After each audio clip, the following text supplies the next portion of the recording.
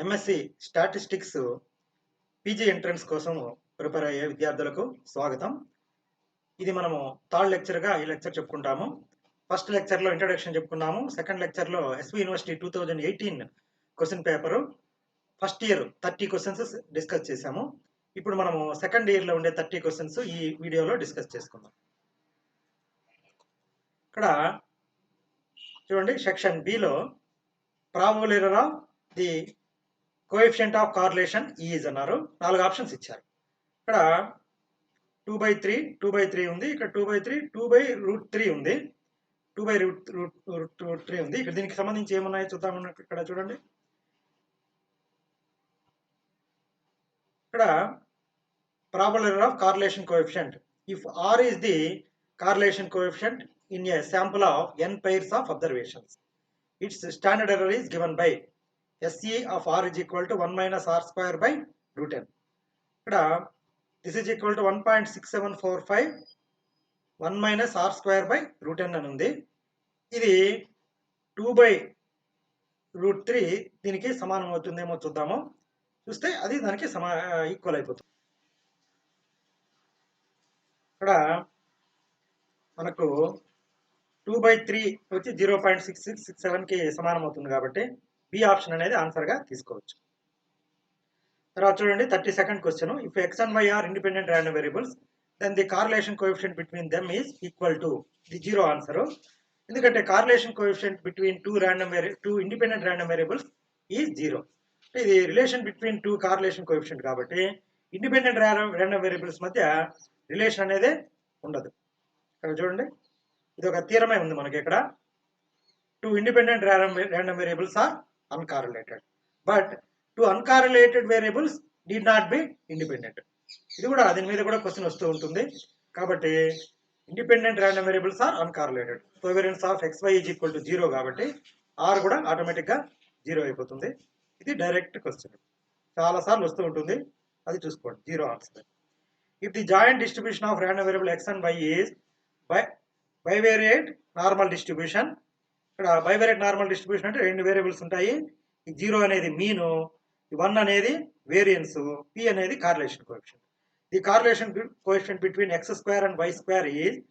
ఇక్కడ మనకు ప్రోగ్రామ్డ్ స్టాటిస్టిక్స్లో ఈ క్వశ్చన్ డైరెక్ట్గా ఉంది.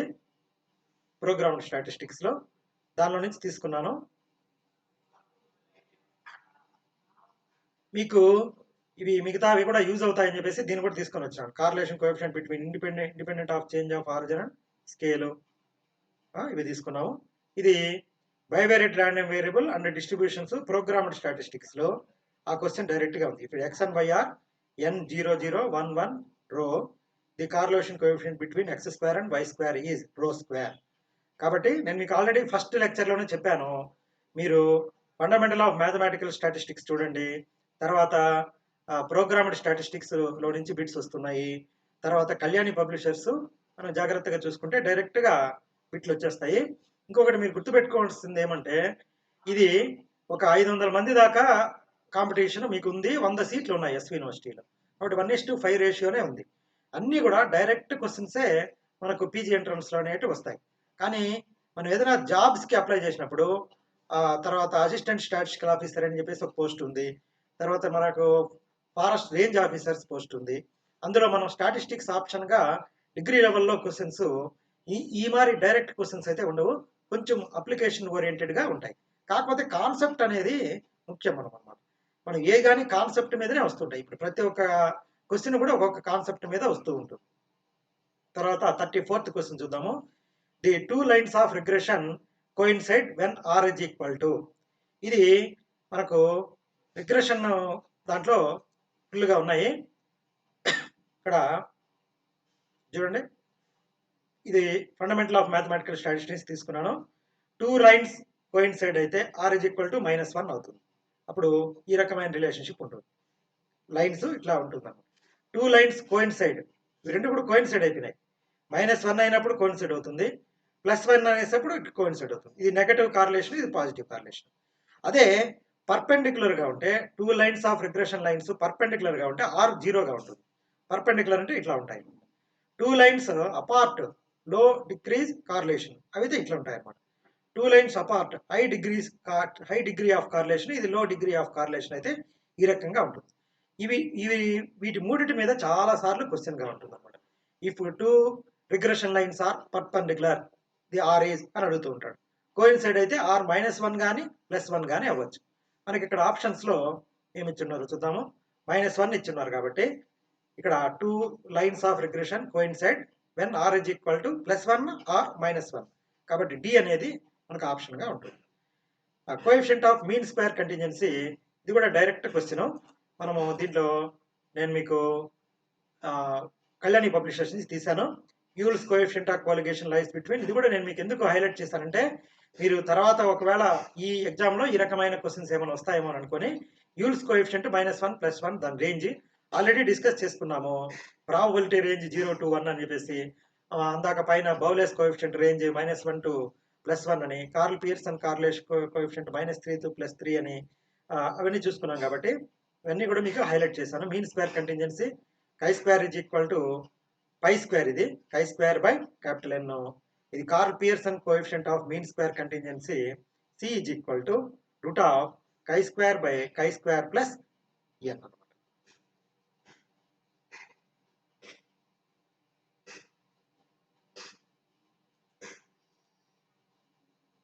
chi² + N అనేది C అనేది ఆప్షన్గా ఉంటుంది. తర్వాత 36th question, arithmetic mean of regression coefficients is.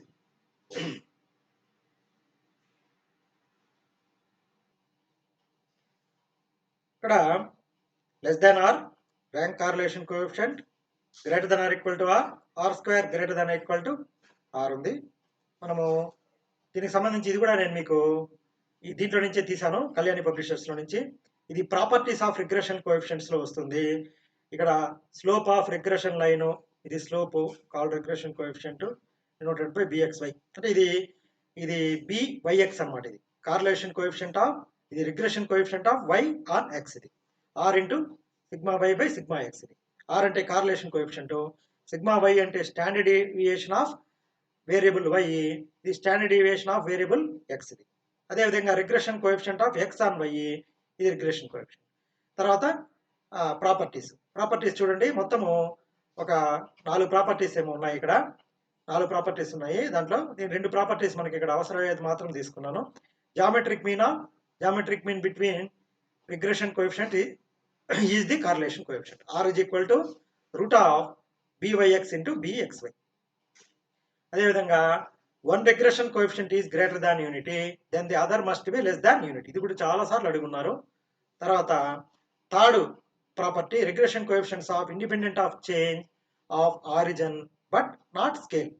కాబట్టి ఇది మనకు మెజర్స్ ఆఫ్ సెంట్రల్ టెండెన్సీకి ఏమైతే ఉంటుందో అదే ఉందన్నమాట. ఆరిజిన్ మారితే రిగ్రెషన్ కోఎఫిషియంట్ మారుతుంది, స్కేల్ మారితే మారదు. కానీ కార్లేషన్ కోఎఫిషియంట్ అనేది independent of change of origin and scale. ఇక్కడ ఉంది మనకు కావాల్సిన bit. Arithmetic mean of the regression coefficient is greater than the correlation coefficient. కాబట్టి R గ్రేటర్ దాన్ 0 అనమాట. కాబట్టి మనము గ్రేటర్ దాన్ ఉండేది తీసుకోవాలి. ఈ సెకండ్ ఆప్షన్, ఇది C ఆప్షన్ అనేది greater than or equal to R అనేది మనకు ఆన్సర్గా ఉంటుంది. ఇక్కడ చూడండి, data is important because it contains, ఇది జనరల్ క్వశ్చన్గా ఉంది.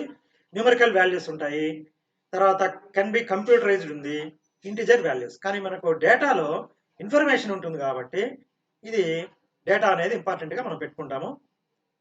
Random variable is a measurable function. దీనికి సంబంధించి నేను మీకు దీంట్లో నుంచి మన ఇవన్నీ కూడా ప్రాపర్టీస్ కోసం చేశాను. ఇది కూడా తీటా చాలాసార్లు అడుగుతూ ఉంటాడు. ట్యాన్ తీటా ఇది యాంగిల్ బిట్వీన్ 2 రిగ్రెషన్ లైన్స్, ఇది చాలాసార్లు అడుగుతుంటారు. ఇప్పుడు R ఈజ్ ఈక్వల్ టు 0, ఇది కూడా π/2 అని అడుగుతూ ఉంటారు. నేను పనిగా మీకు మిగతా కూడా ఏమైనా పక్కన ఏమైనా యూజ్ ఉండేటివి ఉంటాయని చెప్పేసి ఇవన్నీ కూడా మీకు ఇస్తున్నాను. R ఈజ్ 0 అయినప్పుడు వాటి మధ్య యాంగిల్ π/2 అంటే 90 degrees ఉంటుంది. ఇప్పుడు R ఈజ్ ఈక్వల్ టు +1 అయినప్పుడు ట్యాన్ తీటా 0 ఉండొచ్చు, R 180 degrees ఉంటుంది. ఇది కూడా ఇంపార్టెంట్ బిట్టు. కాబట్టి మీకు ఇది మనకు దానికి random variable is a real valued function taking values from -∞ to +∞ అని చెప్పేసి ఉంది. ఇది మెజర్ అనమాట. మీకు పీజీలో వస్తుంది. అది పీజీలో మెజర్ థియరీ అని వస్తుంది. దాంట్లో మనకు ర్యాండమ్ వేరియబుల్ అనేది ఒక measurable function.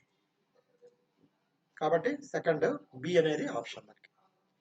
The total number of class frequencies of all orders for N attributes is అనేది ఇది మంచి థీరం. ఇది అట్రిబ్యూట్స్ లో ఉండే థీరం. ఇది ఈ థీరము డైరెక్ట్ గా మనకు ఇచ్చేసాను.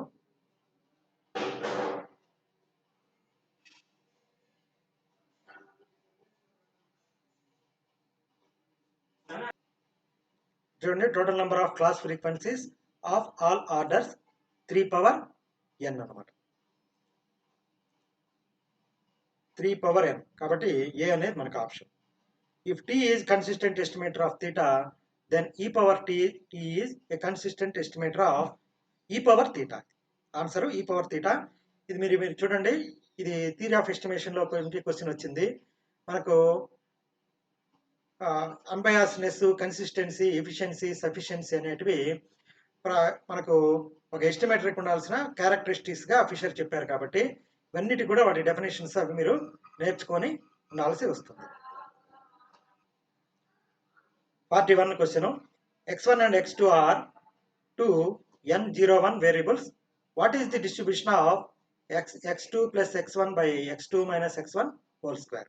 ఇది మనకు ఫండమెంటల్ ఆఫ్ మ్యాథమెటికల్ స్టాటిస్టిక్స్ లో మనకి ఇక్కడ క్లియర్ గా అవి ఇచ్చున్నారు. చూడండి, ఇక్కడ ఇది చివరిలో మీరు ఏది కానీ చూసేటప్పుడు టీఎఫ్ కై స్క్వేర్ డిస్ట్రిబ్యూషన్ సంబంధించి చాలా క్వశ్చన్స్ వస్తూ ఉంటాయి.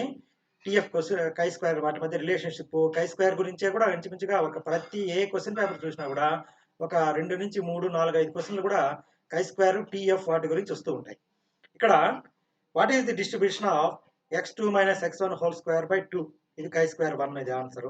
What is the distribution of x1 plus x2 whole square divided by x2 minus x1 whole square? ఇది రెండోది f1,1 అనమాట. f1,1 మనం అడిగింది ఇదే కదా, ఈ సెకండ్ క్వశ్చనే కదా. మీరు థర్డ్, ఫోర్త్ కూడా ఒకసారి చూసుకోండి. f1,1 అనేది మనకు ఆన్సర్.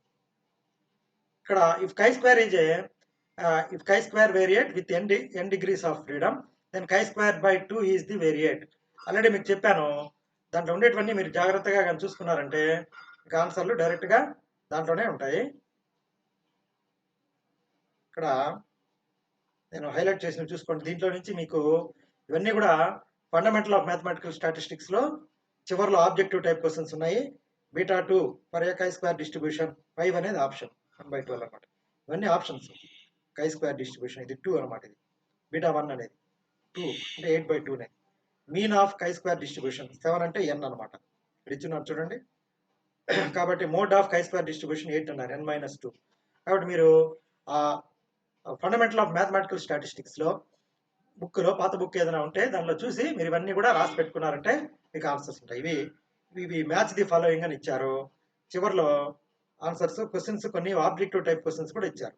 రిమార్క్స్ అని రాస్తుండేది మీరు జాగ్రత్తగా చూసుకోవాలి. కై స్క్వేర్కి సంబంధించి ఇవన్నీ కూడా బిట్లు ఇచ్చున్నారు, బట్ ఆన్సర్స్ మీరు చూసుకోవాలన్నమాట. Applications of chi square, MGF of chi square, ఇది కై స్క్వేర్ డిస్ట్రిబ్యూషన్, ఇది కూడా ఇంపార్టెంట్ అని చేశాను. ఇక్కడ సెకండ్ ఇది రిమార్క్స్ లో ఉంది చూడండి. రిమార్క్స్ లో ఫస్ట్ ఇదేమో if A random variable x has a కై square distribution with n degrees of freedom right x follows chi square n with its PDF is given by. ఈ chi square యొక్క PDF ఇది. అదే మనకు if x follows chi square n then x/2 follows gamma n/2 మనకి ఇది answer. చాలా సార్లు అడుగుతూ ఉంటాడు ఇవన్నీ కూడా. గామా కాబట్టి గామా వేరియంట్, మిగతావేవి కాదు. బీటా కాదు, స్టాండర్డ్ నార్మల్ వేరియంట్ కాదు, టీ వేరియంట్ కాదు. ఇది డైరెక్ట్ గా మనకు చేస్తారు. Student t is a particular case of, ఇది కూడా మీకు ఆల్రెడీ నేను మీకు చెప్పాను. Student t is a particular case of అని టీ డిస్ట్రిబ్యూషన్ సంబంధించి అది డైరెక్ట్ గా ఇచ్చున్నారు. In Fisher t the same as the chi square variant. Student t remarks లో ఇది కూడా రిమార్క్స్ అన్ని నోట్ చేసి పెట్టుకోండి. Student t may B regarded as a particular case of Fisher's t. ఇక్కడ ఎక్స్ప్లెనేషన్ కూడా ఇచ్చున్నారు, కాబట్టి మనకు అవసరం లేదంటే నేను తీసుకున్నాను. మీరు answer Fisher t. Identify odd item అన్నారు. T test, chi square test, F test. ఈ మూడు కూడా ఎగ్జాక్ట్ శాంప్లింగ్ డిస్ట్రిబ్యూషన్ అంటారు దీన్ని. ఇవి స్మాల్ శాంపుల్ టెస్ట్, ఇది large sample test. N greater than or equal to 0 అయినప్పుడు మనము జెడ్ టెస్ట్ అంటాము. దీన్నే ఎస్ఎన్డి టెస్ట్ అంటాము, స్టాండర్డ్ నార్మల్ డీవియేషన్ టెస్ట్ అంటాము. టీ టెస్ట్ అనేది 2 శాంపుల్స్ మధ్య వేరియేషన్ కోసం వాడుతూ ఉంటారు. ఇక్కడ మీన్స్ మధ్య టెస్ట్ ఇది. Means between population mean, sample mean, between 2 sample means. వాటిల్లో కూడా డిపెండెంట్, ఇండిపెండెంట్. డిపెండెంట్ అయితే దాని పేరు టీ టెస్ట్ అంటారు. కై స్క్వేర్ టెస్ట్ క్వాలిటేటివ్ క్యారెక్టరిస్టిక్స్ ఉన్నప్పుడు వాడతారు, మనకు అట్రిబ్యూట్స్ మధ్య వాడతారు, అసోసియేషన్ కి వాడతారు అనమాట. ఇది నాన్ పారామెట్రిక్ టెస్ట్ కాబట్టి దీన్ని తీసుకుంటూ ఉంటాము. ఎఫ్ టెస్ట్ అనేది బిట్వీన్ 2 వేరియన్సెస్ మధ్య టెస్ట్ చేసేదానికి ఎఫ్ టెస్ట్ అనేది వాడతారు. అనాలిసిస్ ఆఫ్ వేరియన్సెస్ లో కూడా వాడేది ఎఫ్ టెస్టే మనకు వాడేది. కాబట్టి ఇవన్నీ కూడా ఈ మూడు ఒక రకము, జెడ్ అనేది odd one. If x1 x2 is a random sample of n0 sigma square population, then the sufficient estimator of theta is అన్నారు. ఇది కూడా స్టాండర్డ్ బిట్, చాలా సార్లు వస్తూ ఉంటుంది. ఇది మనకు ఇక్కడ ఏమి ఇచ్చున్నారో చూద్దాం. ఇక్కడ డైరెక్ట్గా ఇది నేను మన ప్రోగ్రామ్డ్ స్టాటిస్టిక్స్ తీసుకున్నాను. ఇక్కడ కింద ఉంది క్వశ్చన్ చూడండి. If x1 x2 be the random sample from a normal population, the sufficient statistic is sigma xi. కాబట్టి మీరు అవి కానీ చూసుకుంటా ఉన్నారంటే సరిపోతుంది అన్నమాట. సిగ్మా ఎక్స్ ఇది ఫస్ట్ బిట్, ఈ అనేది answer. Factorization theorem is due to, ఇది నీమాన్ ఫిషరా, నీమానా, కార్ల్ పియర్సన్. ఇది కూడా డైరెక్ట్గా మనకు ఇచ్చి ఉన్నారు, చూద్దాం ఉండండి. ఇది కొంచెం సరిగ్గా రాలేదు, ఇక్కడ సెకండ్ దాంట్లో వచ్చింది బాగా. Factorization theorem, Neyman. Factorization theorem is due to Neyman, బ్రాకెట్లో నీమాన్ అనే ఇచ్చేస్తున్నారు కాబట్టి ఇదే డైరెక్ట్ క్వశ్చన్. అది ఈ మినిమం వేరియన్స్ అన్బయాస్ ఎస్టిమేటర్, ఇది కూడా ఇవన్నీ కూడా మీకు ఆల్రెడీ చెప్పాను. అట్లాగా మనం తిరిగేస్తూ ఉన్నామంటే వాటిలో కనబడుతూ ఉంటాయి అన్నమాట. డైరెక్ట్గా వాటిని ఎత్తడమే కనబడైపోతుంది. చూడండి, ఇది మినిమం వేరియన్స్ అన్బయాస్ ఎస్టిమేటర్ డెఫినేషన్లోనే ఉందన్నమాట. ఇక్కడ స్మాలెస్ట్ వేరియన్స్ దేనికైతే ఉంటుందో దాన్ని అన్బయాస్ ఎస్టిమేటర్లో స్మాలెస్ట్ వేరియన్స్ దేనికి ఉందో దాన్ని మినిమం వేరియన్స్ అన్బయాస్ ఎస్టిమేటర్ అంటారు. Variance of T less than or equal to variance of T dash. Direct question ఇది కూడా. కాబట్టి మనకు option variance of T less than or equal to variance of T dash, ఇది B అనేది ఆప్షన్గా ఉంటుంది.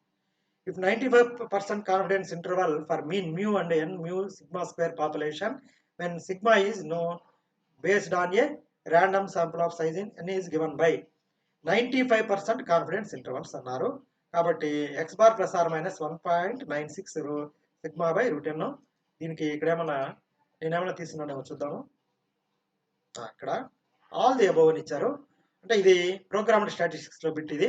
కాబట్టి X bar plus or minus 1.96 sigma by root N. కాబట్టి మనకు ఆన్సరు ఇది డి ఆప్షన్. 99%, 95%కి 1.96, 99%కి 2.58, ఇది 2.58. ఇది మనకు ఈజీగా గుర్తుపెట్టుకోవచ్చు. ఇది మీరు రాసేసుకోండి. P plus or minus 2.58. నేనేమన్నా ఇచ్చున్నానేమో చూద్దాము. ఇక్కడ 2.58 ఉంది చూడండి. 95% అయితే 2.58. The critical value of Z for one tail test at 1% level of significance. ఇది కూడా మనకు ఫండమెంటల్ ఆఫ్ మ్యాథమెటికల్ స్టాటిస్టిక్స్ లో ఉంది. 1 టైల్ 2 టైల్ టెస్ట్స్ ఉన్నాయి. ఇక్కడ చూడండి, ఈజ్ నోన్ యాజ్ 95. ఇక్కడ ఇది వచ్చేసి X bar plus or minus 1.96 అనేది 95%, ఇది 99%, 2.33.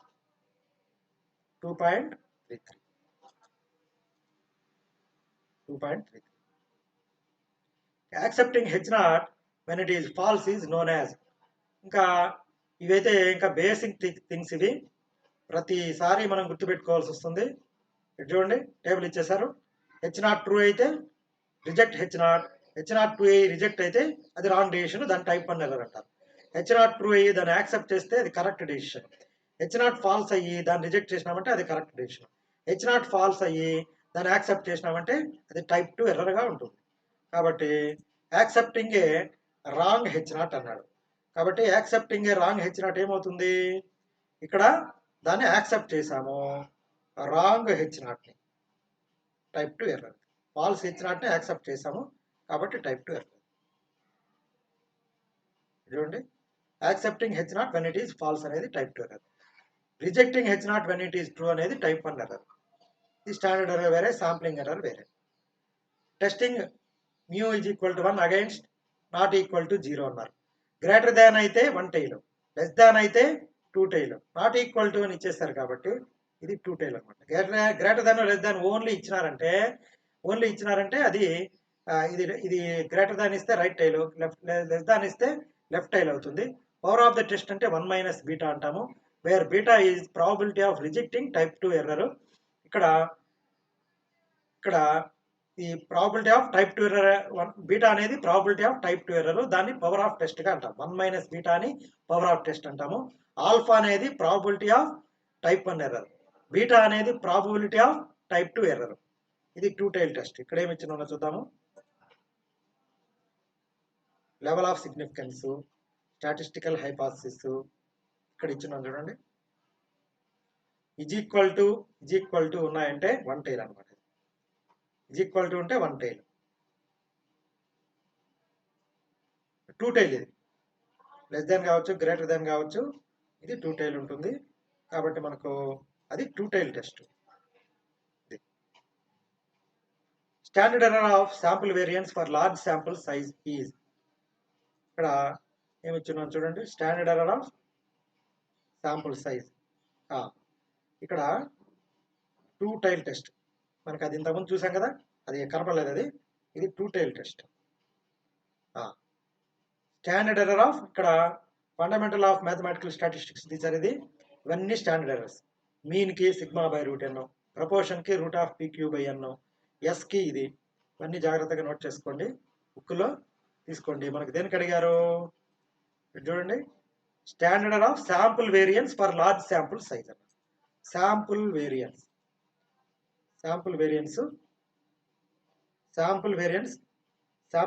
Yes square sigma square by root of 2 by N,